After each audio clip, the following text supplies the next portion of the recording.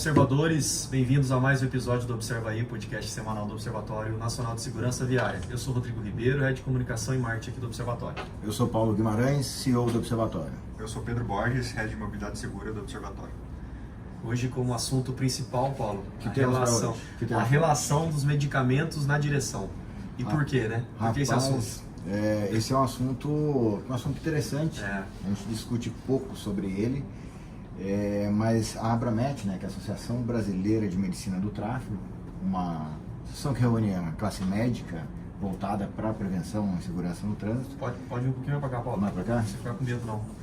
Aí. Muito Não, coladinho, também não, calma aí. Mas eles apresentaram uma lista de remédios que causam prejuízo para a atividade de condução. Então é uma lista grande, né? Eu fiquei até um pouco impressionado com essa lista, mas faz todo sentido a gente começar a trabalhar a parte de conscientização nisso, né? A própria legislação prevê que você precisa estar no pleno gozo das suas capacidades mentais e físicas para poder conduzir um veículo automotor, e o remédio ele tem esse potencial para poder alterar essa sua capacidade motora, de identificação de perigo, de avaliação de risco. Então acho que é um assunto bem importante para a gente discutir. Eu lembro de uma vez, né, quando eu trabalhava na operação, a gente fez uma abordagem, o veículo estava transitando meio passarinhando, que a gente fala, né, de uma faixa para outra e tal, e aí a viatura fez a abordagem e o condutor estava visivelmente alterado, e com a fala desconexa, falando meio mole, né, reagindo, demorando para reagir. Eu falei, esse cara está sob influência do álcool. E aí chama lá a viatura, traz o etilômetro, né, que é o bafômetro, e passou fez o teste e deu 0. Daí, não, tem que fazer de novo, não é possível, tem alguma coisa errada, faz de novo, 0 de novo. E aí eu não vou me lembrar qual que era, mas o cara falou, não, eu não bebia, nem bebo, nem posso beber porque eu tomo esse remédio aqui. Então o remédio causou o efeito como se fosse o álcool, né, e atrapalhou a habilidade dele de conduzir. Não sei, tem uma lista aí, eu não entendo muito de remédio. E essa lista que eles trouxeram tem a consequência? Sonolência, falta de atenção? Tem. Quer passar? Passa um pouco da lista aí, porque eu não tô entendendo, eu não entendo muito de remédio, mas... Na verdade, eu acho que não seria uma lista com os medicamentos, mas das categorias. Eu acho que faz mais sentido. Eles até trazem aqui que são os antidepressivos, aí os efeitos colaterais: sonolência, hipotensão, tontura, diminuição do limiar convulsivo, prejuízo nas funções psicomotoras. Aí tem os antihistamínicos, que aí a sedação aumenta tempo de reação e desempenho psicomotor prejudicado. Os benzodiazepínicos. Quase todos os domínios cognitivos do desempenho do condutor são afetados. Nossa. E os hipnóticos e sedação, lapsos de atenção, erros de rastreamento, diminuição do estado de alerta e estabilidade corporal. E os opiáceos, sedação, diminuição do tempo de reação, reflexo de coordenação, déficit de atenção, miose e diminuição da visão periférica. Então essas são as 5 principais categorias. Se pegar, por exemplo, o antidepressivo, na base estatística da PRF a gente tem sonolência, né, Pedro? Tem, condutor dormindo. Condutor dormindo? Eles chamam de condutor dormindo. Cara, mas como é que o cara dirige dormindo, né? O cara tá com sono, né? No máximo com sono. Não, e aí, assim, o interessante também aqui desse estudo da Abramet, desde 2015 a OMS já colocou os medicamentos como um fator de risco. A ONU em 2018 também colocou os medicamentos como fatores de risco. Então na Europa eles já tem lá alguns medicamentos, já saem na embalagem do medicamento, trazendo, assim como a gente tem para o cigarro, né? Já traz ali o risco da relação do medicamento com a condução. Então eles trazem todas essas informações também para basear esse estudo. Essa é uma pauta interessante.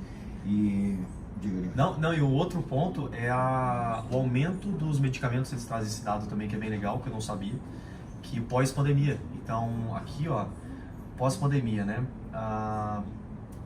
Consumo de remédios para ansiedade cresceu 10% entre 2019 e 2022. O de sedativos usados para dormir aumentou 33%. E os antidepressivos saltou para 34% de aumento pós-pandemia. Bastante. E isso faz sentido, tem lógica, né? Muita gente com distúrbios, transtornos, sequelas da pandemia, mesmo quem não ficou doente, por conta do isolamento, aquela coisa toda, as questões psíquicas ficaram muito presentes, mais presentes depois da pandemia. E é um assunto, porque assim, a pandemia teve dois desdobramentos quando a gente fala desse assunto. O primeiro, o uso de antidepressivo, enfim, as pessoas passando por isso. E um outro, que eu vejo acontecer bastante também, as pessoas em busca por mais saúde, emagrecimento. Muita gente ficou chocada com o lance da comorbidade e tal. E tem muita gente usando remédio para poder emagrecer, achando que isso está trazendo saúde e pode ter uma consequência ruim dessa. O negócio é tão... para quem não bebe, dirige, para quem não faz uso de remédio e dirige, às vezes é difícil você entender qual a consequência e o efeito disso. Mas ontem a gente teve, né? A gente teve lá na Intermodal, o SESC Senat estava com uma ação educativa lá que ele tinha 2 óculos. Um simulava embriaguez e o outro simulava sonolência. E realmente, quando você faz passa por uma ação dessa de experimentação, uma ação mais lúdica, aí realmente o efeito educativo daquela ação ele é muito maior do que você só falar que beber e dirigir é ruim. Sim. Então a gente quase caí, né? Fazendo o teste lá, acho que deve subir aí nas redes sociais aí a nossa avaliação lá.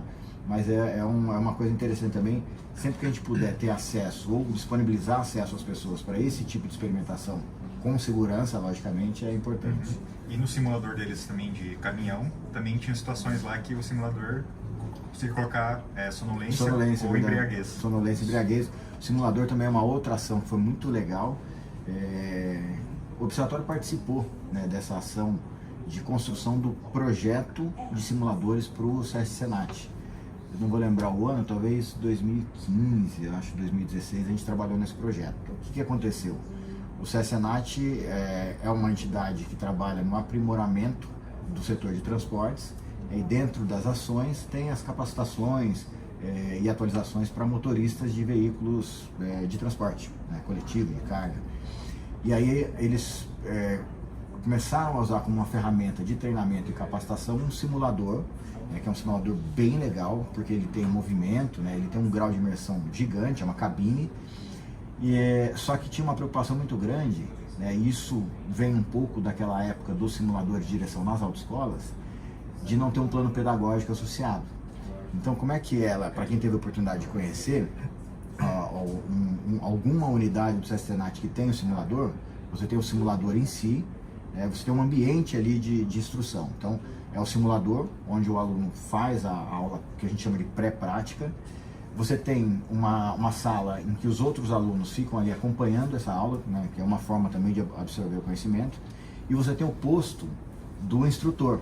Então, o instrutor tem um comando ali sobre aquela aula, aquele treinamento que está sendo dado. Então, ele pode, por exemplo, dirigir um veículo, né? Não sei se você reparou, tinha uma van estacionada do lado do caminhão que você dirigiu lá. Essa van, quem dirige é o instrutor, né? No simulador dele ali. E o instrutor tem toda uma gama de recursos para poder ir testando as habilidades do aluno. Então, ele faz chover, ele faz você parecer que você está com sono, embriagado, ele faz um pedestre, tá vendo? Você chegou a atropelar o pedestre? Não. Nem quase uma vaca. Salvei a vaca. Então tem todos esses recursos. E assim, quando você se coloca, o ser humano é uma coisa interessante, né? Porque quando você está na posição de instrutor, e ali aconteceu, naquele teste que a gente estava fazendo ontem, aconteceu mais ou menos isso, porque não estava sendo seguido um plano pedagógico, era só uma demonstração. O instrutor quer sacanear, né? Sim, vai jogando tudo. Joga tudo, fura o pneu. O simulador é tão poderoso que ele simula, inclusive, deslocamento de carga. Então, por exemplo, você dá uma guinada. Carga líquida, né? Por exemplo, o transporte de produtos perigosos, quando a carga é líquida, se você está com meia carga, dependendo da curva, ele age por inércia. Então, o que a gente trabalhou com o SESC Senat à época foi estabelecer um plano pedagógico para que essas intervenções, põe a vaca atravessando, né, põe o pedestre surgindo do nada, não sejam de forma aleatória e que tenham algum tipo de significado para o aprendizado desse aluno. Então foi um trabalho bem legal. O Observatório trabalhou no desenvolvimento dos planos pedagógicos e depois na capacitação dos instrutores. Até um dos instrutores estava lá, teve a Roberta como instrutora, eu fui instrutor dos instrutores uma época também, e é um projetinho foi um projeto bem legal. Então ali na Intermodal, o CSNAT estava proporcionando isso para as pessoas, ambiente de experimentação. Sim. Muito legal. Legal. E aí, então, depois a gente, nesse episódio, a gente coloca o link lá desse estudo da Abramet, bem legal, então parabéns aí para a Abramet. Para fechar aqui o assunto, a ideia é essa, né? Eles orientarem os médicos, não só os que atuam na medicina do tráfego, mas todos os médicos, não impedir os médicos de receitarem esses medicamentos, mas orientar as pessoas que, esse medicamento tem uma influência na direção, né? Então, esse objetivo aí do trabalho deles é bem legal. E também eles querem gerar, óbvio, aqui um advocacy aí para alterar a lei, enfim, trazer um pouco mais. Eles até trazem um exemplo aqui da cadeirinha, de quando teve a obrigatoriedade da cadeirinha. Eles querem agora também trazer isso para as embalagens desses medicamentos, trazendo esse alerta. Tem gente que não faz ideia. É isso. E trazendo agora um pouco para a nossa agenda, Paulo já deu aqui já entrou com o Intermodal, tinha total relação aqui com o assunto principal, mas a gente também está com o nosso grupo de pesquisa, né, Pedro? Sim. Mais adesões aí, mais pessoas participando. O grupo de pesquisa ele começou no fim do ano passado, então a gente sempre estava prevendo reuniões a cada 2 meses, só que a gente percebeu que o engajamento estava alto, então agora a gente tem uma reunião por mês. Próxima reunião no grupo de pesquisa, a terceira reunião, vai ser no dia 20 de março, das 2 às 4. Quem tiver interesse em participar pode entrar em contato com o professor Thiago. Lá no nosso site já tem a página do grupo de pesquisa, que vai para o link do CNPq, e lá tem um contato do coordenador do grupo, que é o professor Thiago. Para fazer parte da reunião não precisa estar exatamente dentro do grupo, então ela é aberta para todo mundo que quiser acompanhar. E quem tiver interesse depois em participar do grupo vai ter que preencher ali um formulário com as informações para ser registrado depois lá no sistema do CNPq. A gente já tem a pauta para a próxima reunião, então a gente vai ter uma apresentação da Marília Gabriela, que ela vai falar sobre fatores que afetam a percepção da qualidade de viagens em rodovias no Brasil. A gente vai ter a apresentação do Pedro Borges, mais conhecido como eu. Vou apresentar a minha dissertação de mestrado, que é o impacto do ambiente construído no comportamento de excesso de velocidade em Curitiba. E, por fim, a gente vai ter a apresentação do Rodrigo Aguiar, que ele vai falar sobre melhorando a segurança viária usando a inteligência artificial. Essa reunião, ela é uma reunião aberta, mas ela não é transmitida? Não, é só uma reunião ali no Meet que a gente conversa lá dentro mesmo. Não tem como acessar do YouTube, por exemplo. E a ideia é que quem quiser participar, mesmo não estando no grupo de pesquisa, aí você já passou a agenda, acho que a gente vai divulgar a agenda também da próxima reunião. Entre em contato comigo, com o professor Thiago, e a gente manda o link.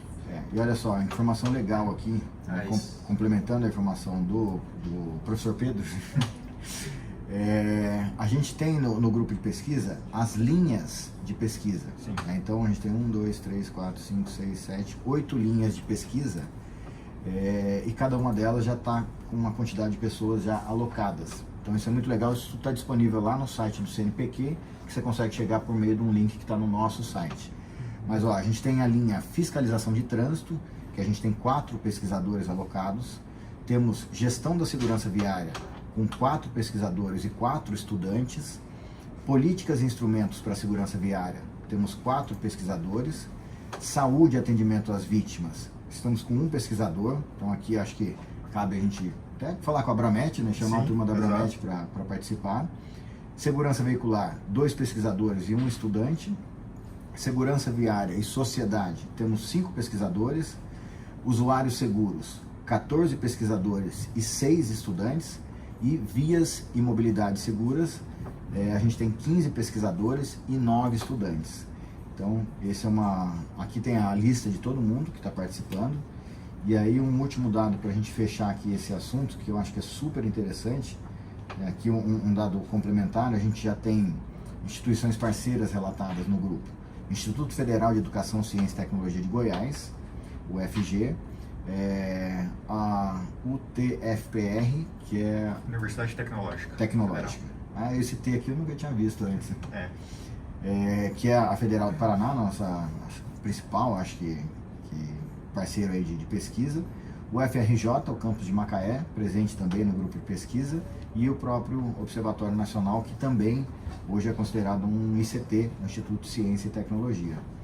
E aí, qual é o resumo do nosso quadro hoje? A gente está com um colaborador estrangeiro, isso a gente acha que consegue até ampliar isso com as reuniões que a gente tem feito para o Maio Amarelo, mas a gente tem 15 doutorados, 13 mestres, até 15 doutores, 13 mestres, 5 especialistas, 7 graduados e acho que 4 estudantes, isso mesmo, 4 estudantes. Isso. Então é um grupo que está bem recheado ali.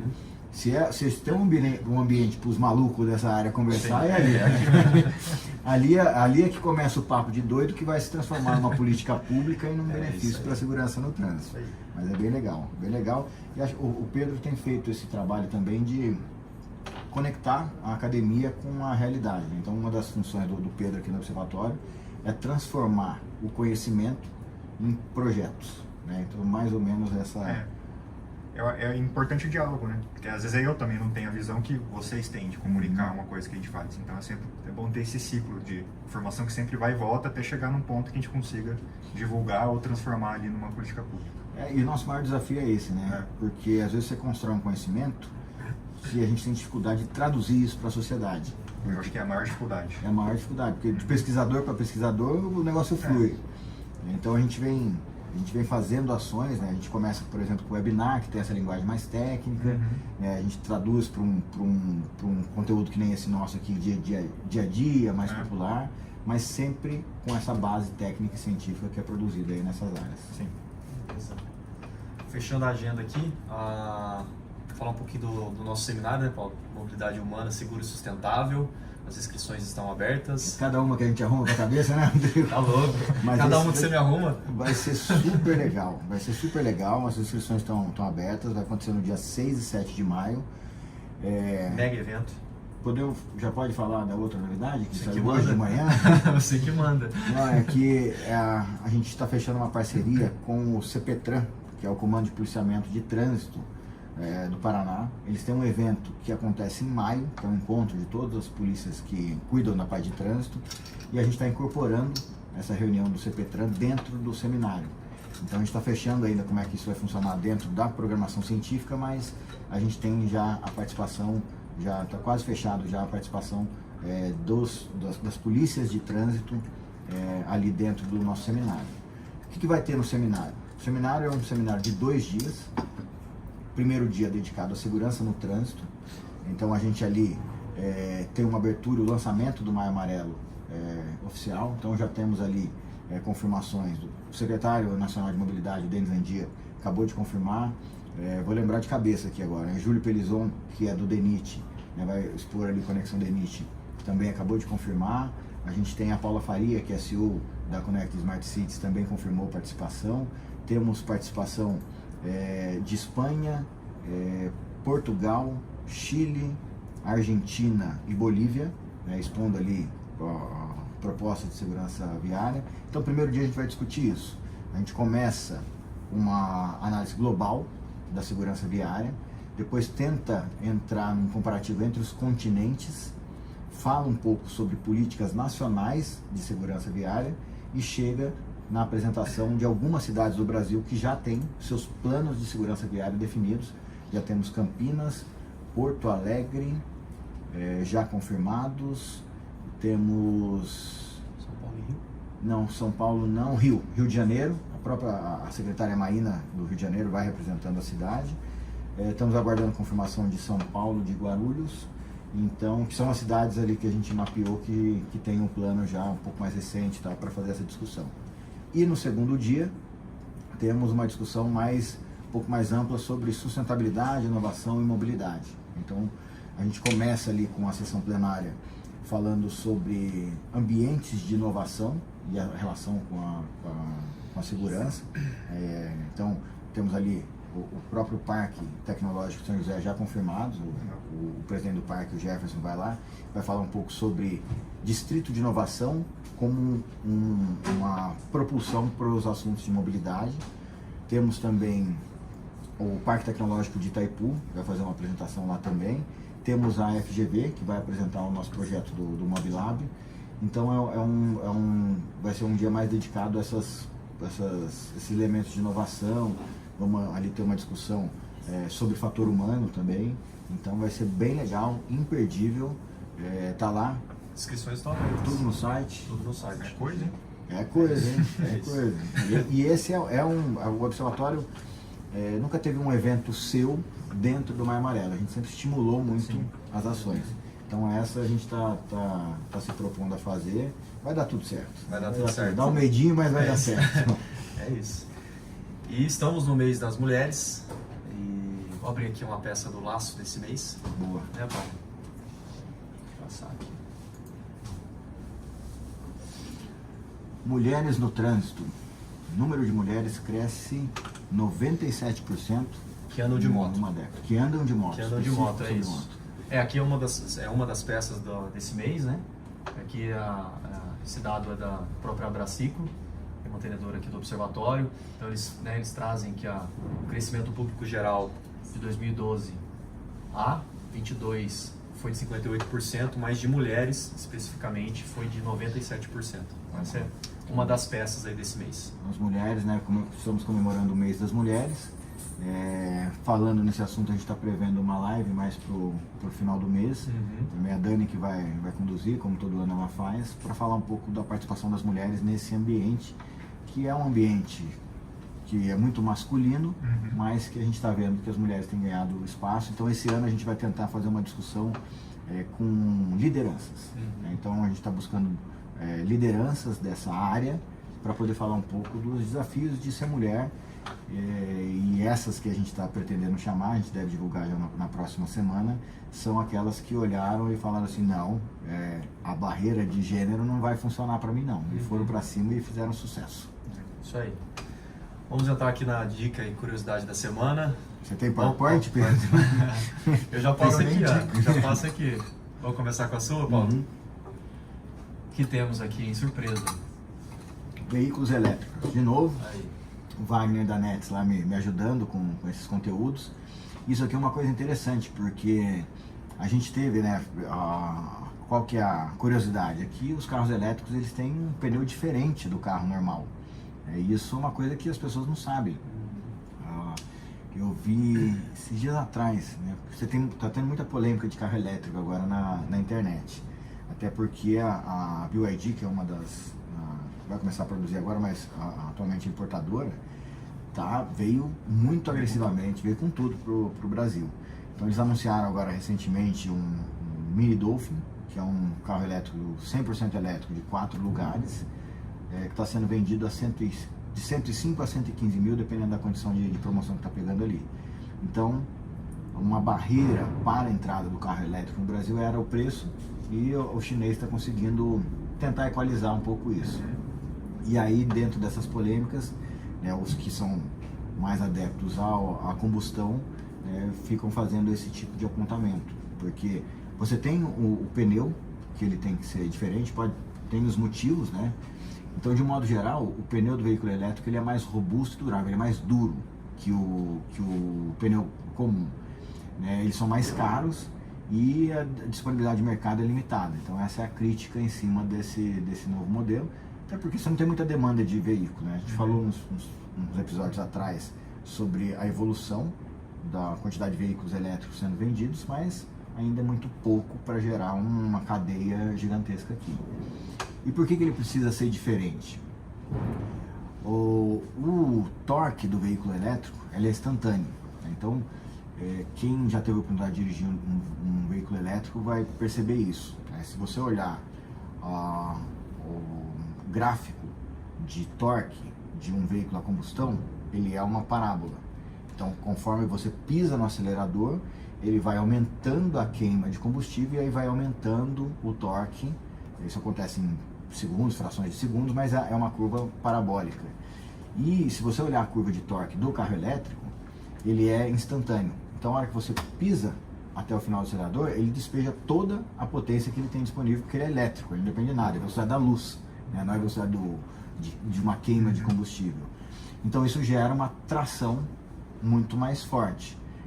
Quando a gente começou com o projeto da linha verde, eu estava na prefeitura aqui de São José, uma das coisas que assustou muito foi justamente o consumo de pneus. Você imagina, um veículo de 23 metros, eu nem lembro quantos pneus tem, mas tem pneu pra caramba. E os pneus que estão nas rodas de tração, e tem um outro diferencial porque você não tem cardan, você não tem transmissão num carro elétrico. A roda é acoplada direto no motor. Então é isso aí, direto, pá, você acelerou, ele vira. Então isso gera um desgaste adicional e isso assustou muito a gente aqui no começo, né, falando de transporte coletivo, porque o consumo de pneus foi exagerado. Baixo nível de ruído, né, então os pneus veículos elétricos são projetados para reduzir ruído. E é engraçado, pegando também o exemplo do ônibus aqui. O que mais faz barulho hoje, nesses ônibus da linha verde, são 12, né, Rodrigo? Que a gente tem 12 na linha verde. O que mais faz barulho é o ar-condicionado, por incrível que pareça. Você escuta uns unidinhos assim, tá mandando um ônibus, aí a hora que você pede pro cara desligar o ar-condicionado, você vê que realmente é um silêncio geral. Então, o pneu também tem essa função de reduzir o som, enfim, reduzir ruído. Mais um? Pô, não acaba, hein? Que isso? Recheado de conteúdo. Isso? Não, essa é outra, né? É uma tecnologia que está em constante evolução, assim como a própria tecnologia dos carros elétricos. E conforme vai aumentando as vendas dos carros elétricos, vai aumentando o apetite dos produtores de pneus. Tudo depende do mercado. Sempre ele, né? Sempre ele. Então é isso. De dica eu vou ficar devendo essa semana. Não conseguiu pensar em nada? Não, mas eu fiquei sabendo que o Rodrigo tinha uma. A gente conversou. Terceirizou. Caramba. Vocês vêm combinadinho, né? Não, mas é algo que aconteceu comigo nessa semana. E voltei a ser motociclista, né? E eu tava na Dutra, tava de calça, tênis, só que eu tava com a minha camiseta, não tava com uma camiseta normal, não tava com a jaqueta, com todos os equipamentos. E aí tinha um caminhão na minha frente, assim, com talvez cascalho, enfim. E eu tava assim, comecei a sentir uns pinicadinho. E aí comecei a sentir e me incomodou, assim, tava me incomodando bem, assim. E aí, na hora, né, eu lembrei, falei, pô, se eu tivesse com uma jaqueta, né, de própria pra motociclista, talvez eu nem sentisse. E eu pensei outra coisa, eu falei, beleza, é um cascalhozinho, tá me pinicando aqui. Mas se fosse uma pedra, né, que caísse ali certamente se eu tivesse também com uma jaqueta, um impacto de uma pedra, por exemplo, seria mais tranquilo se eu tivesse com uma jaqueta, né, com algo, né, porque eu tava com o braço exposto aqui. Então a dica de segurança hoje é utilizem os equipamentos de segurança, jaqueta, luva, enfim, a bota, para evitar esse tipo de situação. A jaqueta a jaqueta é praticamente o para-choque do motociclista. E a luva também, às vezes a gente não dá muita importância para a luva, mas eu já vi gente quase perder o dedo por conta de pedra, né, que espirrou e pegou na mão. Aí você imagina, você está a 100 km por hora, é um tiro. Exato. Então, que isso não se repita, viu, Rodrigo? É isso. Eu fiquei até vermelho de ver você contando uma história dessa aqui. Aconteceu. Você podia ter falado que era o seu amigo. Não. Meu primo, Não, foi comigo.